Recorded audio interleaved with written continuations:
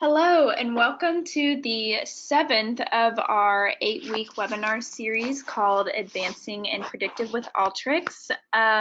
Today, Dina Sanchez will be covering Cross Tab and Transpose, and we actually only have one more webinar in this series, which will be in 2 weeks, November 21st, covering time series. Dr. J. Kyle Roberts will be doing this session.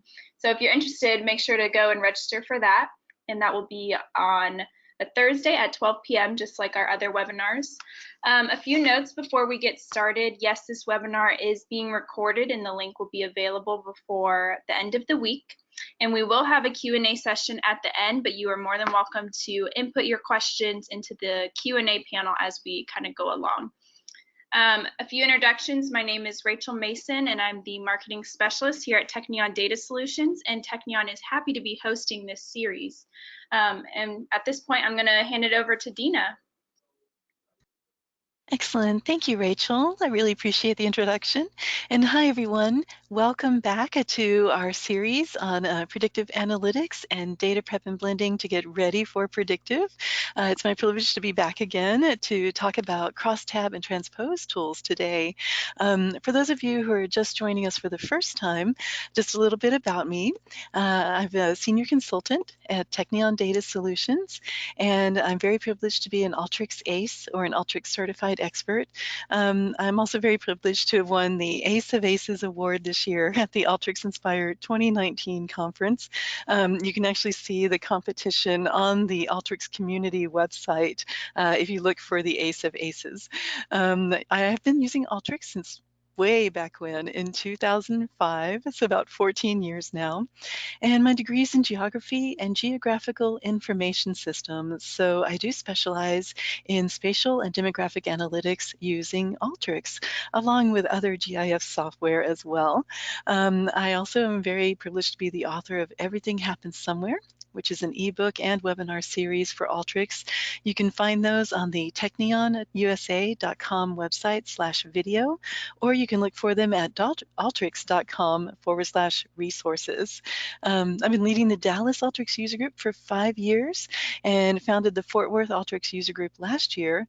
Our combined Dallas-Fort Worth Alteryx user group member count is now over 370. So I know some of our members are on the call today, and thank you for joining us and supporting the webinar series as well. So today we'll get into a lot more about data prep and blending in Alteryx. And if you've seen the other two series, I definitely love to say that it is a portion of all that Alteryx can do. And yes, it really does do it so well, as many of you current Alteryx users know. It really gives you that speed to insight very, very quickly, plus transparency, where you can actually see every step of the workflow and everything you're doing to your data within that workflow all at once.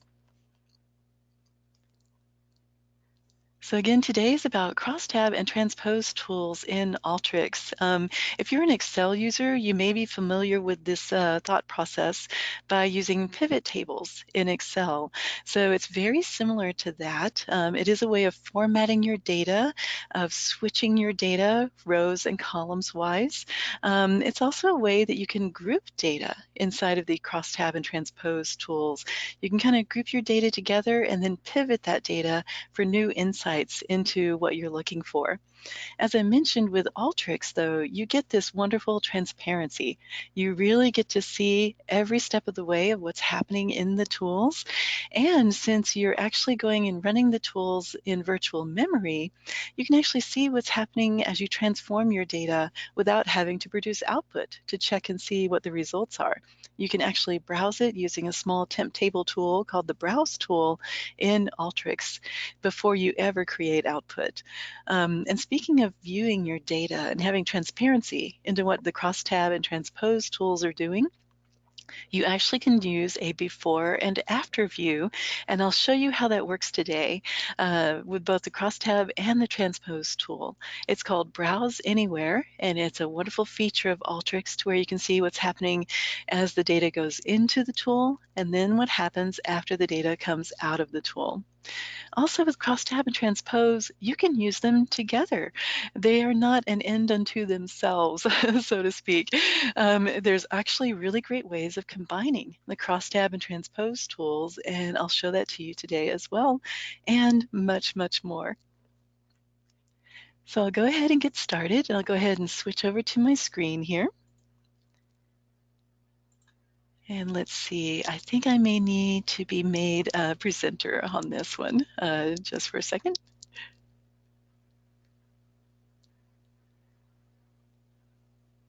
And hopefully it will change over. There we go. So now I'm going to show my screen. Thank you, Rachel. And I do have Alteryx up and running here.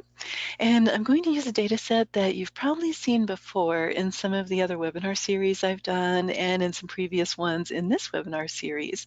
So I'm bringing in some customer data. It's just a customers.csv. And very simple file. I'm going to bring it down here because I'm going to do a few other things with it. You can see there's customer data here, a segment, there's a responder field of no or yes. Perhaps it's, say, to a restaurant and they had a marketing campaign and they were responding no or yes to a mail out or to a coupon or loyalty program or so on. And then you have their names and addresses and so on, longitude and latitude. So with this data, we're actually going to explore a little bit more with the Crosstab and Transform tools about the responder area. But first, I wanted to introduce these tools to you. These are in your Transform category, and they're here under Crosstab and Transpose. So you can see the icons are very similar. So I usually have a mnemonic or a way of remembering which one is which. And the way I remember it is a transpose kind of looks like a T. It has a straight line across the top and then a line coming down. That reminds me, okay, that's the transpose tool. The other one's kind of like a C curve. So you have the vertical data going into the horizontal data, a little C curve. So that's how I remember crosstab and transpose. And hopefully that's a little tip and trick to help you remember it as well, especially when you've got it on your workflow canvas and you're trying to remember, oh wait, was that a transpose? Was it a crosstab? Which one was that? So that's just a little way of telling those apart.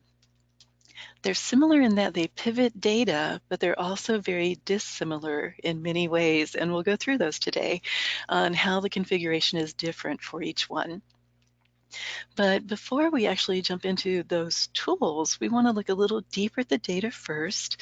And also, when it comes to crosstab and transpose, it's really important to begin with the end in mind. That's really a nice rule to go by with these tools.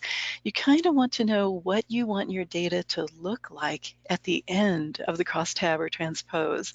And then you can then configure each of those tools to do exactly what you're looking to do with the data. So again, think of the end state you're looking for, especially with the crosstab tool. It's very important to kind of know, oh, I want my data headers to be like this. I want the values to be like this, and so on. And you'll see what I mean as I go forward today. Also, both of these tools sometimes need some configuration and some prep before going into the tools. So sometimes the data needs to be prepared first in order to pivot the data and make those pivot tables that you might be used to seeing in Excel. The same thing is true for Excel. Sometimes you need to summarize or group your data before you're making that pivot table.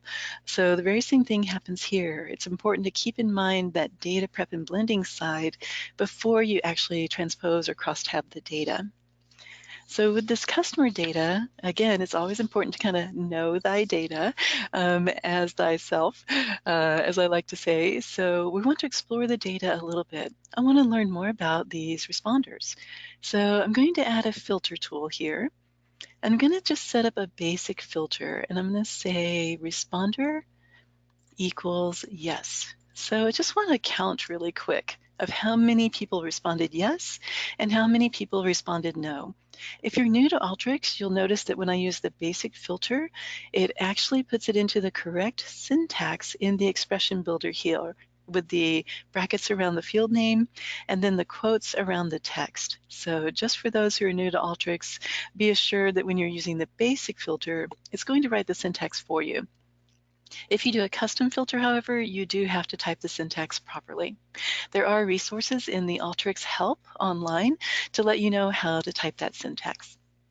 So I'm going to keep it as a basic filter, and then a little tip and trick. I'm going to right-click on the selected tool and just add all browses. This adds my browses perfectly aligned horizontally and distributed perfectly as well. So for those of you who do like to organize your workflows, that's a nice little tip and trick.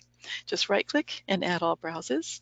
Or you can click on the tool, and if you like hotkeys, you can do Control-Shift-B, and then that adds your browses. So I'm going to go ahead and run the workflow.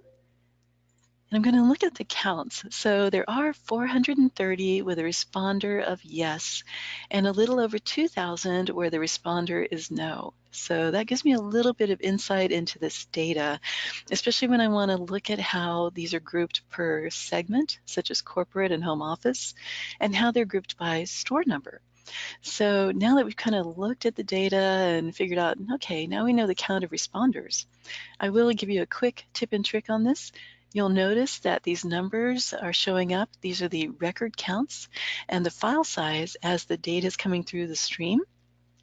You can actually enable that to show all the time by going to your workflow configuration tools, click anywhere in your whitespace to get to the workflow configuration, and then on connection progress, click show instead of show only when running, which is a default.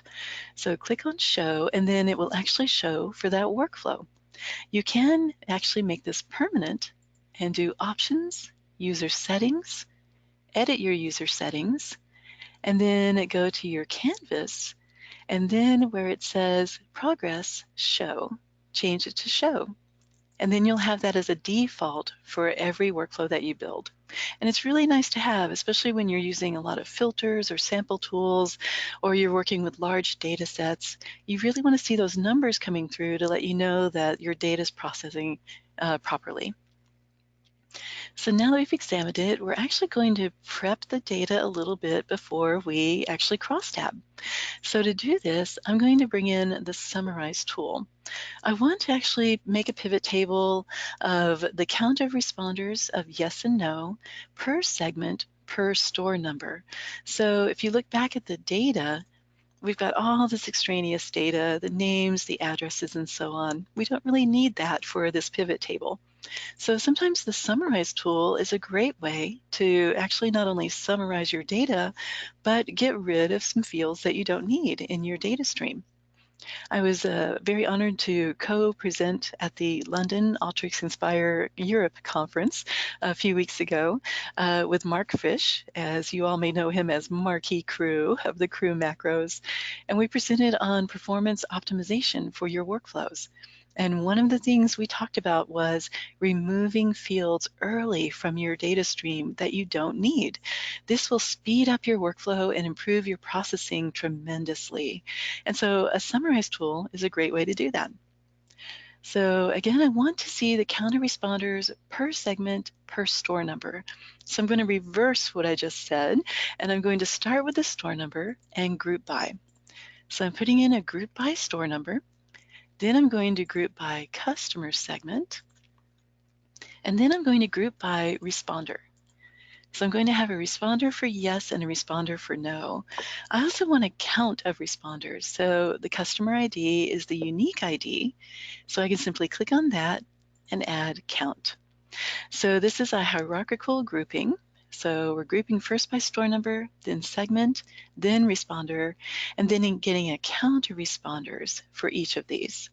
So now that we have this together, I can add a browse tool and click run, and then you'll see the results here. So now I've got this count of segments, responders, and yes or no, and then per store number. So this is really nice because now I can see that for every segment, there are two responses. There's a no and a yes and a count. Then I have the next segment. If I scroll down, you can actually see there's 8 records. So there's 4 different segments per store. So the 9th record starts at store 101, starts again with consumer, and so on. So I've ended up with 8 different rows per store, 4 segments, and then a count of no or yes per segment. So maybe I want to pivot this data. Maybe I want to actually make a new header of no and yes, and then the count showing under that. So again, with crosstab and transpose, keep the end in mind. So to me, I actually want to see no or yes as a header. So that gives me a clue. I'm going to bring this down and go to my transform and bring in a crosstab. And the reason it's a crosstab and not a transpose is I'm taking this vertical data and I'm making it horizontal. I want no and yes to go across. So the crosstab is vertical to horizontal. So that helps me to imagine exactly how the data is going to appear. So I'm going to bring this crosstab tool here to the canvas. And then in the crosstab, you can actually group data. So I mentioned in the intro, you can group your data using the crosstab tool. This is where it happens. So I actually want to group by store number and customer segment. I want to keep these fields the same. I don't want to pivot them and make the segments the headers going across, although I could. But for now, I want to keep these the same and not pivot. Keep these the key fields. So I'm going to group them by these values. Over here is where I choose my headers. So I said I want no and yes to be new headers coming out instead of responder and count. So now I can choose my column header and I can say responder is my column header. I want the data that goes under each of these to be the values. So my value is count. And one thing to keep in mind with the crosstab tool is that there's only one drop down here, one field for values. So when you're prepping data to go into your crosstab tool, keep in mind that all of your values need to be in one column before the pivot. So you may need to do some aggregation, some summation or averaging and so on before you make this column with the values data. So that's very important to keep that in mind for the crosstab tool. Again, there's only one field that you can use for your values that will be pivoted. And that field here is the count field. So once I've got these together, I do need a method. So it gives you a nice little reminder, at least one method needs to be specified. And first I'm going to just do sum as my method for aggregating values. My values actually are unique per each one of the rows, so I don't really have any summation going on, but I do need to choose something as my aggregation method for the way the crosstab tool works. So I'm going to do sum, and then I'm going to go back and show you some of the other options in this. So I'm going to add a browse tool, and you'll see something happen after I add the browse. So now I've got no and yes pivoted, and now my values are within those fields. So now I only have 4 records per store number, 4 segments, and my no and yes values have now been pivoted with the responder as the header. So it was that simple to be able to do that. I could click on some browses and go back and forth between these, but if you look at the tools, and this is true not just for crosstab and transpose, but for every tool in the Alteryx toolset, there's often an input arrow and there's an output arrow. There are some tools that only have an output arrow, such as the input data tool, or only an input, such as the browse tool, but many tools, as they're going to be part of a stream, will have an input arrow and an output arrow. I can actually use this, and I love to use these with the crosstab and transpose tools because I can see before, if I click on this arrow, and then I can see after. So I can check and make sure that my crosstab and transpose is working the way I want it to work. I actually don't even have to add a browse right here. I can simply just click and say, yes, this looks right. I'm actually taking that responder field, pivoting it, but placing the count now in the data under each of the new headers. And now I have my counts appropriately. So I highly recommend using this browse anywhere whenever you're looking at your data in crosstab and transpose and adjusting as needed. These tools are so interactive. You can click and change things and practice with it and then use that browse anywhere to make sure it's working properly. Another way of looking at browse anywhere, instead of trying to grab these little arrows before and after, if you look at your results window, there's a dark input arrow icon here, And then there's an output arrow icon here. So I could just switch between the two views this way as well. So if you don't want to zoom in and try to grab those tools, you can actually just click on your input and output icons in your results window. So now I've pivoted the data. Here, I actually want to go back and show you something. So there may be times where you're building a report in Alteryx, and you may have wondered, how are people adding percentages to this data and making that a table? Or even more importantly, how are they adding totals at the bottom of the rows? You know, are they making a whole separate stream and putting totals on there? And yes, you can do that. There's usually more than one way of doing things in Alteryx, and that's one way of doing it. But you can use your Cross Tab tool to do that. So I'm actually going to go down here and I'm going to say, let's do percent row. Maybe I just want to calculate a percentage here. I'm going to go ahead and click Run. And then look at the output. So here's my sum of no and sum of yes per segment, per store. And here's the percentage. About 85% are no, 15% are yes, and so on. This is already calculated for me in the Crosstab tool. Isn't that pretty cool? It's kind of just hidden right down here in your method of aggregating values. You don't have to add a formula tool and create those calculations. It's a great tip and trick to have it done right here.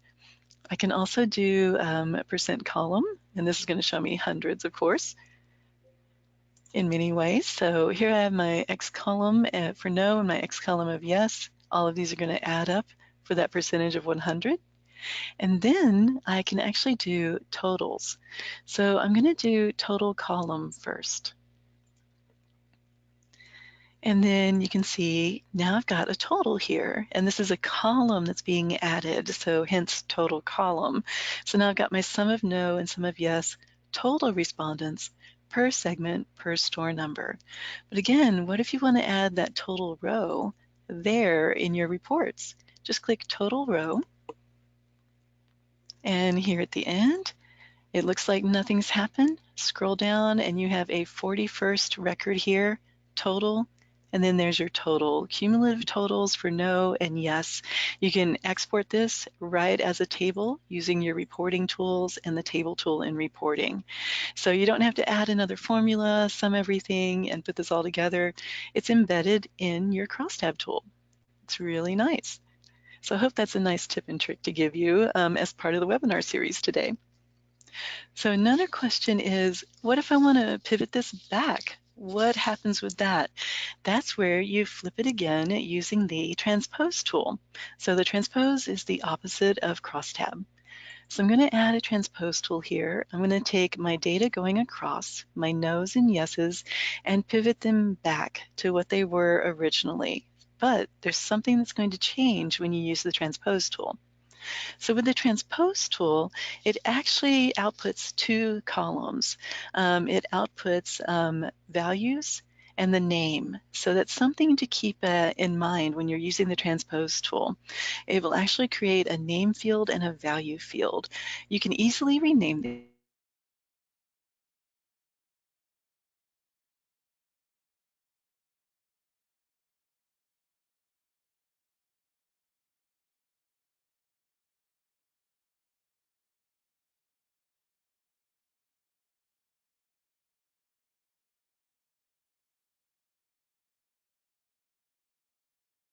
And we'll do that as part of this exercise really quickly. And then with my data fields, once it's refreshed and I push the data through the stream to the transpose tool, now you can see there's a no and a yes as my data fields. Those are the fields I'm transposing. My key fields, store number and segment, are staying the same. I'm not pivoting those at all, but I am pivoting the no and the yes back. However, now I've got a name field and a value field. So this name and value field are actually the data that's being transposed. And it's very important looking at the value data. The transpose tool will actually look at all values coming in. So here's the data that it was transposing. It will look at all values coming in, and it will actually find the optimal and most robust data type. Sometimes that'll usually be V-string if it's not all numeric. So something to keep in mind, if you have different data types coming in, into your transpose and it's being output as a value field, it will find the most robust data type for that data and then output it. So you may want to take a look at your data and look at your data types and see what it's being output as. It may not be exactly what you're thinking it is. So that's another tip and trick to keep in mind with the transpose tool. One way to see what those data types are is in your results window, click on metadata. So now I can see store number and segment are vstring 254. That's easy to assume because it's a CSV coming in. That data never changed. My name, though, is a string, and then my value is an integer, 64, with a size of 8. So that's a good way to look and see what your data types are. You can add a select tool if you want to and see your data types as well. Just to show what that looks like, I'm going to add one here. And you can easily see what your data types. But if you really want to just quickly look at them, just click the metadata button on your results window and you can get the metadata about the data coming in. I'm going to go back to data view and now you can see these have been pivoted back. So now I've got that name and that value. And now I have everything transposed and I simply want to pivot or actually rename these again so that I can actually say, okay, instead of name and value, I'm going to click on my select tool, go to rename. I'm going to call this responder. And then I'm going to change my value to count, just like it was before. I also want to let you know there is something a little different. You may have noticed here, because we have our counts on, that now there's a new count. So there were 79 coming out of the summarize, and there's 80 coming out of the re-pivoted data using the transpose tool. The reason for this is due to store number 102. Under consumer, it actually had a null value in the count there for yes. So originally there wasn't even a yes for store 102. There was just a no and a count. But when you pivot the data again, because the transpose tool is looking at all the values and all of the options for that no and that yes, if I look at store 102 consumer, in the cross tab, it has added a null value for yes because it does need something in that place there. So now I have 80 records. If I go back and I look at 102 in the original data after the summarize, there's only a field for no and a count. There's not a yes there. So that's why it's going from 79 to 80. So now you have this appropriately counted for, literally, in your data set. So that's something to keep in mind. If you're ever cross-tabbing and transposing and you notice a change in the counts coming out, research those and figure out why there is something added there. And again, that's transpose, looking at the values coming in for that no and that yes, and appropriately adding a null value for consumer responder equals yes. So it's definitely something to keep in mind there when you're looking at your data. So this was a very simple exercise about crosstab and transpose. I'm going to show you next, I've got, in the interest of time, 3 other workflows already pre-built, but I'm going to explore what's going on with those. So I have this one here, which is a crosstab and transpose of monthly data. So I've got some pet store data, monthly sales here, and you can see the sales are by month as I scroll across, and then there's a total field. So what if I want to actually look at this data and transpose the months? What if I don't want the months going across, but I want them going vertically? So again, that transpose tool, take it from across and go vertical. So I'm going to actually look at the data and first sort it on total sales in a descending manner. And the reason I'm doing this is I just want to pick the top 5 just so it's easier to see what happens with that transpose tool and that crosstab tool as well. So to pick the top 5, I've got a sample tool here. First in rows where n equals 5, and because I've sorted on total, I now have my top earning pet stores here. So again, if I want to transpose that data, taking all the monthly data and making it vertical, I simply use a transpose tool.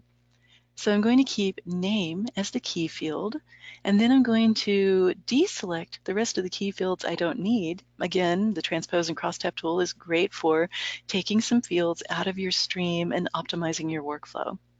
The data fields are where I actually want to transpose the data. So these are the ones that are going to pivot all of the months here. I'm going to remove total as well from my key fields. So as mentioned, I can click on this input arrow and this output arrow to see what happens with the pivot. And again, with the transpose tool, it outputs two fields, name and value. These are two fields in addition to any key fields you check. So as many key fields as you check, you will have two additional fields output for your data fields, name and value. So it's important to keep those in mind when you're using that transpose tool. So with this, now I've got my name and value. It's added it as name too because I do have a name for the store here. And you can see that it scrolls through, and for every new store, it starts again with January all the way through December and so on. So it's really interesting whenever you use Cross Tab and Transpose. Transpose will transpose your monthly data in order, but Cross Tab performs a sort. So that's something to keep in mind, and there's a workaround for that, especially when you're using monthly data and you want to keep all of these in order starting with January and February. So we'll see what that looks like. But now you can see the values have all pivoted. I can actually use a select tool and just rename here. My name to is now month. My value is sales, appropriately so. And then I can actually sum the sales for the month if I cross tab it back. So again, you want to keep the end in mind with the cross tab. So with the cross tab, I'm actually taking the month and I'm going to take the name of the store and make that my header. So here's the original view. Sometimes it's hard to grab that input there. The original view here is the name of the store. Here's my month and here's my sales. So I actually want to make my new headers name. I want to spread the name of the store going across as headers. I want to keep sales as my data values, and I want to group by month. So again, keep the end in mind of what you want this to look like. So when I'm configuring my crosstab tool, I'm going to group by month. My new column headers are going to be name, or the name of the store. These will be going across. And then I'm going to populate the sales data under each of these stores per month. So whenever I say per month, that's a hint that it's a grouping field. Maybe I want to do this per customer segment and per store. So as we saw in the other workflow, that's your grouping field. I want to actually make these sales per month. So I'm going to group by month. So here I've got this checked. My new column headers are name. My values are sales. It does need some method for aggregating the values. So I'm going to click and leave this at sum. Also, your methods will change based on the data type coming in. You're going to see this in one of the next workflows, but it will change for you just like a summarize tool changes. And so my values coming in are numeric. So I have options for average, count, percent, and so on for these sales values. If these values were string, I would have concatenate, min, and max, or some other data that I could use, but concatenate is a good default for string values. So now that I click on the output, you can see here now these 5 stores are going across. It's per month, and then the values are here. So I've only got 12 months in the data, but the crosstab does sort based on your grouping data. So these are not in order anymore. And what's a good workaround to do that? This is one reason I included this in this webinar is I get a lot of questions about this. How do you get this back to that nice January, February, March order that we use here? One way to do that, and there's actually more than one way, so I'm going to show you 2 ways in this workflow. You can first convert the month to a date time. So your month value or your month format is actually in a %B format. I know you may not be able to see that too well in this, so I'm going to open up Notepad and I'm going to put this expression in Notepad for you. So it is a datetime parse formula. It's a very simple formula, but highly useful. And I'm parsing the month, and I'm using %B so I get the full spelling of the month. This %B is denoting my input data. This is what my input looks like. If you want to know more about date parse formats, you can look on the help in Alteryx, and there's a whole plethora of formats available for you to view and figure out and even memorize these wonderful formats, such as %Y is a 4-digit year. So when I'm doing a date time parse, it's going to turn it into a date format. I've changed my data type into date with a size of 10. And whenever you do a formula right in the formula tool, you get a nice preview of record 1. So here's my preview. This is in a true date time format. This is going to be in the year and then the month and the day with the dashes. So I've converted this to month for this month output. This is called month 2 here in my results window. So next I'm going to use another formula to get the month out of here, out of the middle of this, and I'm actually going to change this and use it as the order to sort by. So one good way to do that is actually one of my favorite expressions, a substring expression. So I'm going to perform a string expression called substring. This is in your functions or the FX button. You can actually scroll down and click on string and then use substring. So substring is here. Whenever you hover over any of these formulas, it gives you a little hint about how to do the counting for the data. Substring is actually zero-based. So substring is more of a positional type of count.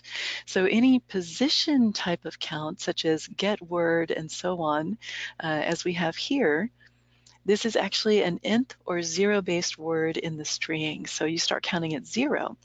Character-based, such as left and right and so on, start counting at 1.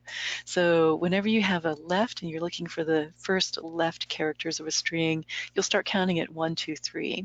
However, with substring, it is zero-based, something to keep in mind, and you start counting at 0. So in my substring, I'm using month 2, which I generated here just above. And then my start point is 5. And it's 5 because if I start counting at 0, that 1400 default here is going to be 0, 1, 2, 3. So the dash is 4 and the 0 for the month is 5. So I want to start my substring at position 5. Again, it's position based. And then I only want 2 digits. So it's a 5, 2. So I'm going to put this back up into Notepad for you to see that really easily. So again, I'm doing substring on the new field I generated, month 2. My position starts at 5 because it's a zero-based count, and then I only need 2 digits to get the month out of there. So now I have a new field called month order. And now April is appropriately labeled as month 4, August is 8, December is 12, and so on. So now I have a way of ordering the data. I can now add a select tool. I'm going to just rename these fields because something else to keep in mind about crosstab is in order to improve efficiency in processing, the crosstab tool will add underscores for spaces or any other punctuation. So if you have an ampersand and so on, it's going to add an underscore. So that's something to keep in mind. You may want to rename your fields after the crosstab. So I've simply renamed my fields here, and then I've deleted month 2 out of the stream. I don't need that anymore. That was just for calculations of finding the month using substring. And so now I have my month order. Now I can simply sort on month order in an ascending manner, and now everything is back to normal.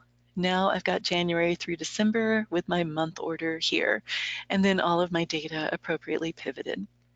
So I mentioned there is another technique you can use among many to actually figure out and sort those dates. I could actually simply create kind of a lookup table using a record ID and then just join that data and then sort on that month order. So one way to do this is I'll actually go here and I'm going to add a sample tool right after my transpose tool. So you can see in the sample or here, the first 12 out of all of these is going to be the months in order. So anywhere I've got my months in order, I can use this technique. So I'm going to add a sample. I'm going to connect it right here, bring it to a new stream. I'm going to say, give me the first n rows where n equals 12. And then I'm going to add a record ID field out of the preparation category. So here's record ID. I just want 1 through 12. Pretty simple, but there's going to be a few configurations I'll make. So I'm going to call this month order, just like before. Keep my starting value as 1. I'm actually going to change my type to a string, size 2. And I'm going to keep it a string so I can actually join later. Physician's first column, but because I'm going to join this data, I'm just going to make it a string for now and a size of 2.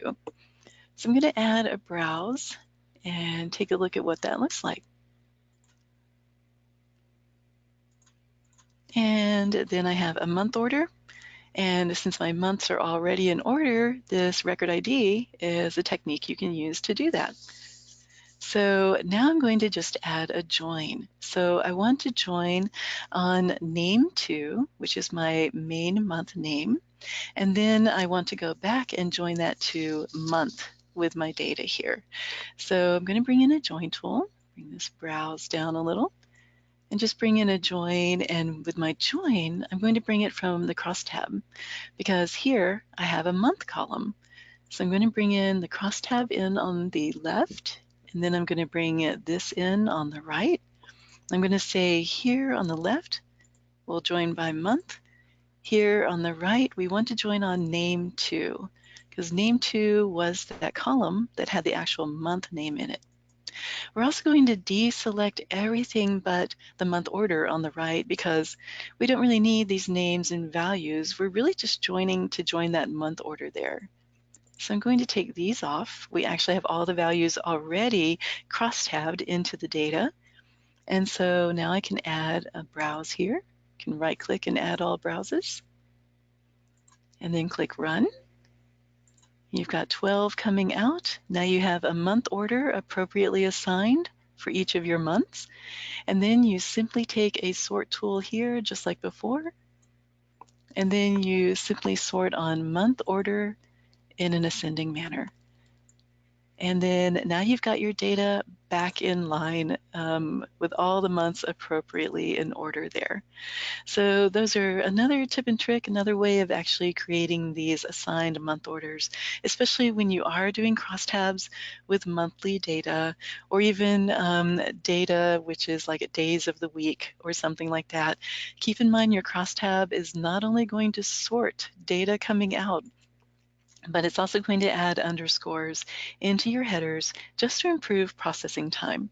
So that's just something to keep in mind there. I'm now going to show you 2 other workflows. So there's something pretty cool about Cross Tab and Transpose, and these are pre-built in the interest of time here. If you are using a lot of JSON data, if you're scraping web pages and the pages are in JSON or JavaScript, you are actually going to have to use some way of actually transposing that data after you parse it. So the crosstab tools are actually going to be your best friends when it comes to JSON data. The crosstabs are heavily used and they're so efficient when you're actually pivoting this crosstab or this JSON data. So I'll show you what this looks like. I've got some JSON data here. JSON, if you've used it before, it actually comes into this as columns of the name and the value string. You can see here I've got column names .0, .1, and so on. So I've got 10 column names. These are actually going to be the column names once I pivot the data. If I scroll down in my JSON data, I've also got data .00, 0.1, so on. So the 0, the first digit, is actually going to be corresponding to my column. The second digit corresponds to the data values. So that's something to keep in mind. You can see here with data 0.0, it's a date.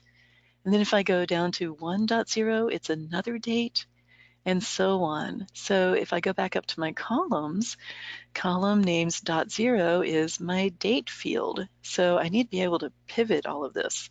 So one thing I can do is actually separate column names from data. And an easy way to do this is use a filter. I'm going to say, give me the left JSON name, 6 digits on the left that equal column. I'm going to put this up in the notepad for you to see really quickly. So that way you can see I'm just taking the left 6 characters and will they equal column. And out of that comes these characters. So now I have column names 0 through 10. These are going to be my headers. So what's left over is actually going to be used as data, and I'll show you how that works as well. So with the data, whatever's left over out of this filter, which is one reason to use a nice Boolean filter like this of true and false, the false output, I now can do the very same thing. Give me the left JSON name 4 characters where they equal data. And so now I've got these. I can say find what's left and what equals data. And now I've got all of these records that start with data, data 00, 10, 20, and so on. I need to be able to parse and pivot this data as well. The key word is pivot, which is going to be the cross tab. So first I do need to parse the data. So when I'm looking at the column data, you can see here for column names, dot 1, 2, 3, and so on, I can simply add a text to columns tool, split this JSON name into 3 columns. So now I have name 1, name 2, and an empty name 3. So now I can say, oh, okay, these are my column names 1 through 10, or really 0 through 10 there. I can actually add just a formula to flag this column. I'm going to group it by 1 because the crosstab tool needs something to group on. As an Alteryx ACE, I can also say that you don't have to group on it. You can actually bypass that. It depends on what you want your data to look like. But for the most part, you will need to group values in the crosstab tool. So that's why I've added a field called group. I'm using this as my field to group on.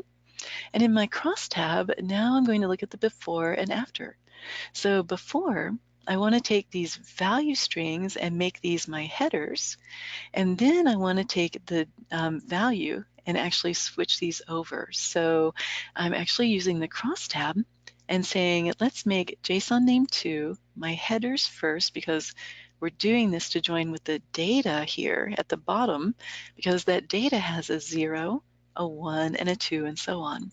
So again, begin with the end in mind. I want to make sure that this JSON name 2 is my header first, and then my values are going to be the value string. So in my crosstab configuration, I'm grouping by my group number. Again, that's just a placeholder added there. My new column headers are JSON name 2, 0 through 10. My values for the new columns are going to be value string, my actual headers. I'll show you what happens later, and you can move those up later as true headers afterwards. My method for aggregating values, I now, because it's a string, get concatenate first and last. So I'm going to leave it as a default of concatenation, but you can actually use other separators for your concatenation. You can add pipes, quotation marks for key pairs, and so on. So now I can see what happens at the end. Now I have my group. I have 0 through 10 as my headers, and now my headers appropriately pivoted. So that was really easy in this crosstab tool.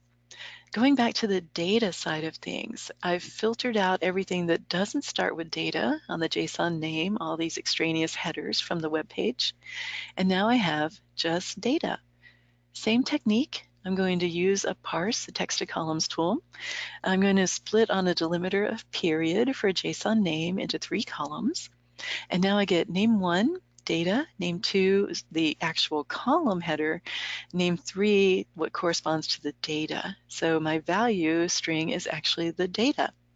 So now I've got these actually parsed out. So now I can actually pivot. What I want from my pivot is the 0 through 10 to go across the top, just like I'm doing here, 0 through 10. And I want my values to be in the data values. So keeping the end in mind, I want these 0 through 10 to go across the top. So I always start with my headers whenever I'm configuring my crosstab tool. It's just a personal way of looking at things. I want my headers to be name 3. I know that name 3 is going to be my header columns here. So JSON name 3 is here. My values are going to be the JSON value string. So now I have values for the new column, JSON value string. And I simply want to group by name too. I don't need all this other information.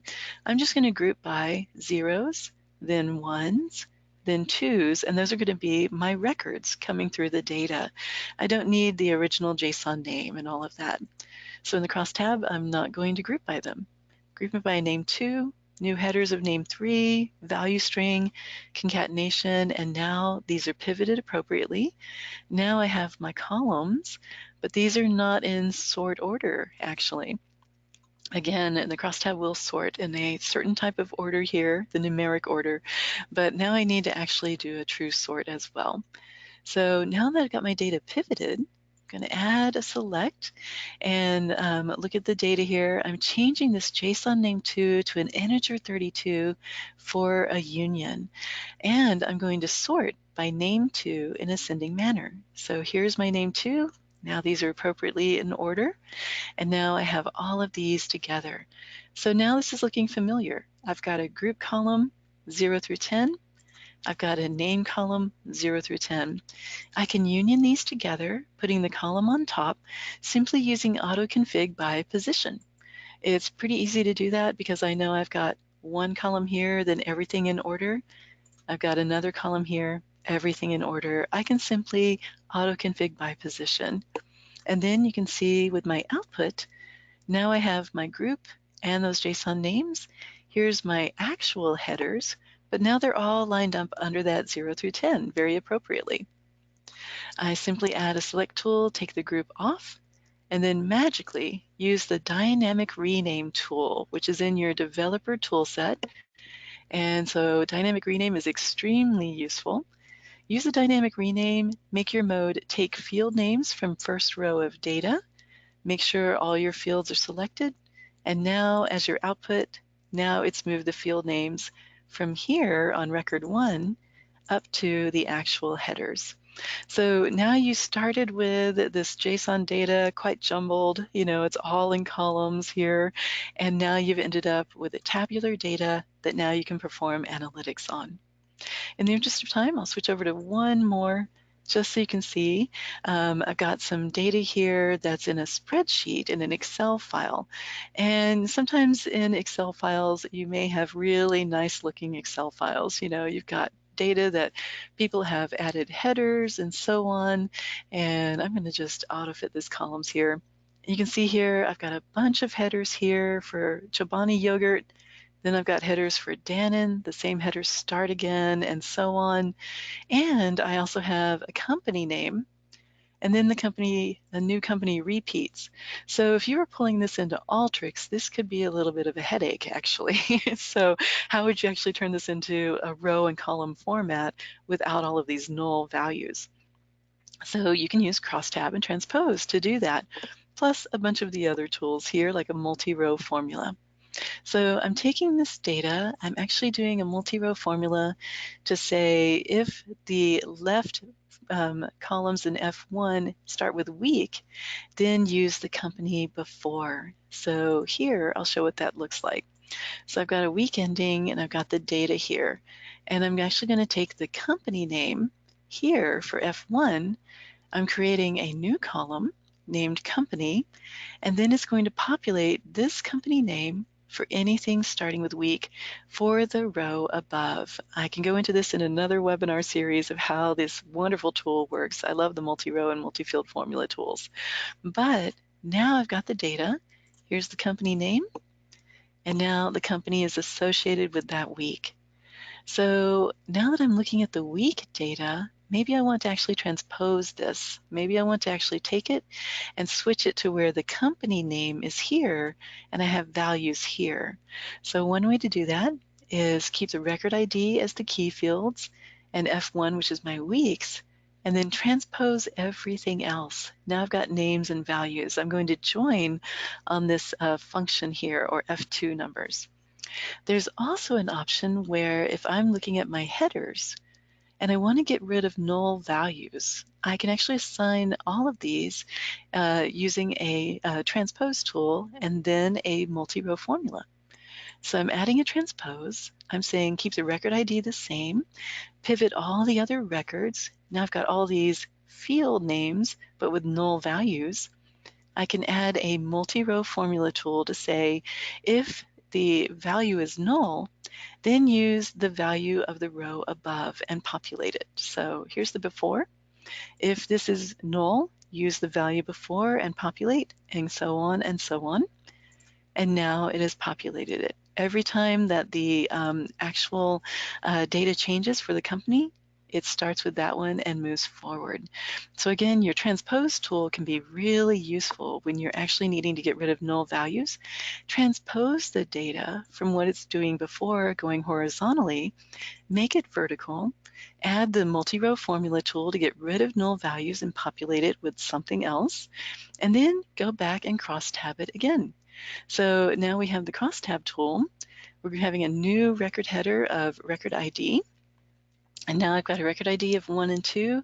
Now I have my headers appropriately assigned per yogurt type. So again, you can use that transpose tool and the crosstab tool all together back to back. So I've joined the data. Now I've got all of these weeks together. I can actually join on the name, which is the function here for each of these, that F2 and so on for the field name. One more crosstab to pivot my data. Here is the before. On this one, I have all my data here for the companies, and I want my field names to go across.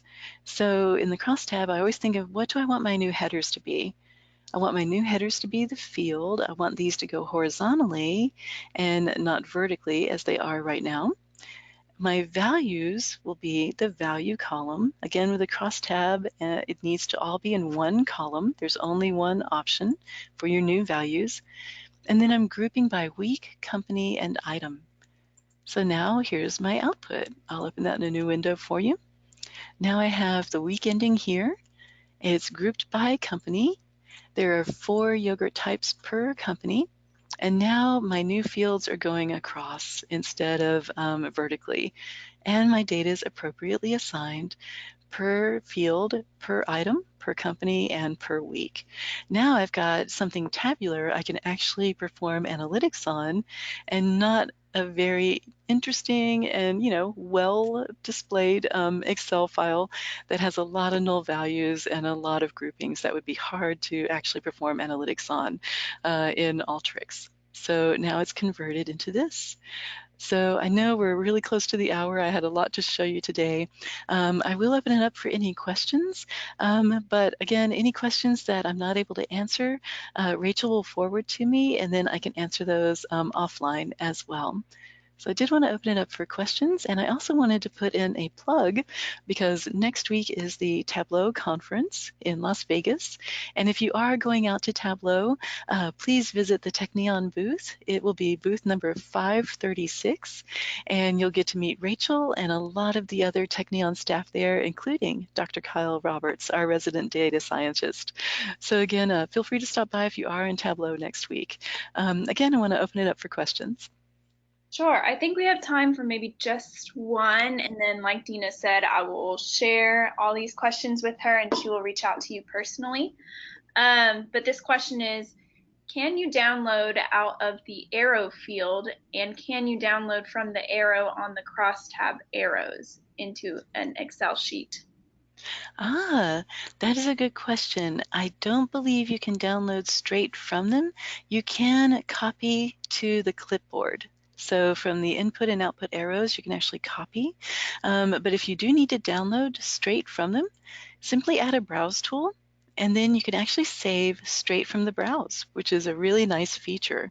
So I can actually open these as new records, and then there's my export button, and I can export all records and then do a save as straight from the browse tool. So you actually don't have to put an output tool onto your workflow to do this. If you like what's happening in your Cross Tab and Transpose, simply add a browse and save straight from there as well. Well, great. I think that's all the time we have today. Like we mentioned, in 2 weeks, we will have the final webinar of this series. Dr. J. Kyle Roberts will be covering time series. But thank you so much for joining us today. Thank you all very much, and I look forward to seeing you at our user group meetings and at various Alteryx events around the Metroplex. So thank you again for joining.